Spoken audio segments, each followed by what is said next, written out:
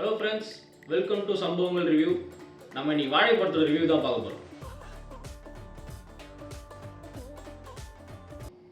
வாழை படத்தோட ஒன்லைன், அதாவது ஸ்டோரி, அதை பற்றி சொல்லணும்னா நம்ம படத்தோட டைரக்டர் மாரி செல்வராஜ் அவர் லைஃப்பில் நடந்த ஒரு சின்ன இன்சிடென்ட்டை பேஸ் பண்ணி தான் இந்த படத்தோட ஸ்டோரி ஃபுல்லாகவே போகுதுன்னு சொல்லிட்டு சொல்லலாம். படத்தோட ஹீரோ அப்படின்னு சொல்லிட்டு பார்த்தீங்கன்னா ஒரு 13 இயர்ஸ் 14 இயர்ஸ் ஓல்டு இருக்கும். அந்த சின்ன பையன் அவன் தான் இந்த படத்தோட ஹீரோவை ப்ளே பண்ணியிருக்கான்.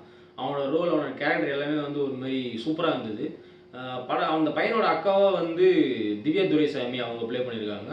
அவங்களோட ரோல் உண்மையிலே ஒரு மாதிரி நேச்சுரலாக சூப்பராக ஒரு மாதிரி அழகாக இருந்தது அப்படின்னு சொல்லலாம். கலையரசன் அவர் மற்ற படம் மாதிரி தான், அவரோட ரோல் எப்படி இருக்குமோ அதே மாதிரி தான் இந்த படத்தோட ரோலும் கூட கிட்டத்தட்ட அதே மாதிரி தான். ஒரு மாதிரி நல்லா பண்ணியிருந்தார் அவரும். முக்கியமாக அந்த படத்தில் நடித்த அந்த டீச்சர் கேரக்டர், அவங்களோட ரோல் ஒரு மாதிரி சூப்பராக இருந்தது. படத்தில் நம்ம டீச்சர் அப்புறம் அந்த பையனும் இன்ட்ராக்ட் பண்ணுற சீன்லாம் சிலது இருக்கும். அதெல்லாம் உண்மையில ஒரு மாதிரி நல்லா இருந்தது. முக்கியமாக இந்த படத்தோட ஹீரோ கேரக்டர், அவனோட ஃப்ரெண்டாக ஒரு சின்ன பையன் ஒருத்தர் பண்ணியிருக்கான். அவனோட கேரக்டருமே ஒரு மாதிரி நல்லா இருந்தது. அப்புறம் நம்ம படத்தோட மியூசிக் டைரக்டர் சந்தோஷ் நாராயண், அவர் தான் இந்த படத்துக்கு மியூசிக் ப்ளே பண்ணியிருக்காரு. உண்மையிலே ஒரு மாதிரி சூப்பராக பண்ணியிருக்காருன்னு சொல்லிட்டு சொல்லலாம்.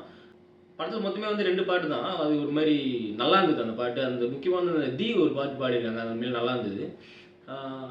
படத்தில் வர சில சவுண்ட் எஃபெக்ட்ஸ் எல்லாமும் ஒரு மாதிரி நல்லா ரியலிஸ்டிக்காக சூப்பராக இருந்தது அப்படின்னு சொல்லிட்டு சொல்லலாம்.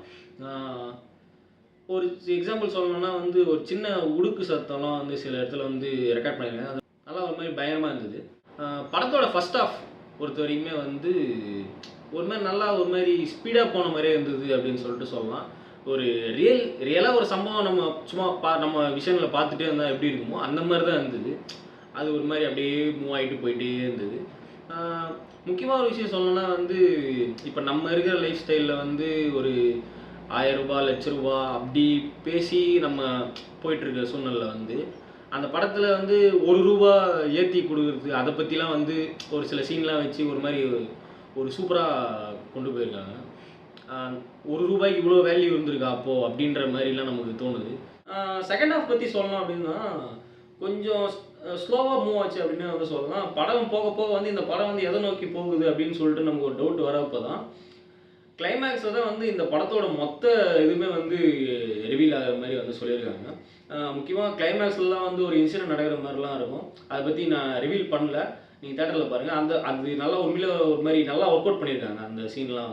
அதில் அந்த படம் எப்படி இருக்குது அப்படின்னு சொல்லிட்டு கேட்டிங்கன்னா, இது ஒரு ஒரு ட்ரூ லைஃப்பை அப்படியே ஒரு ட்ரூ லைஃப்பை நம்ம ஸ்க்ரீனில் பார்த்தா எப்படி இருக்குமோ அது மாதிரி தான் இந்த படமே இருக்குது. ஒரு படமாக இது இல்லை, ஒரு லைஃப், ஒரு வாழ்வியல் மாதிரி இருக்குது இந்த படம்.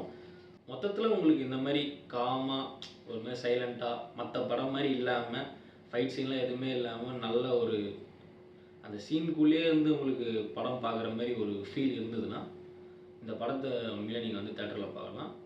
ஒரு நல்ல படம்.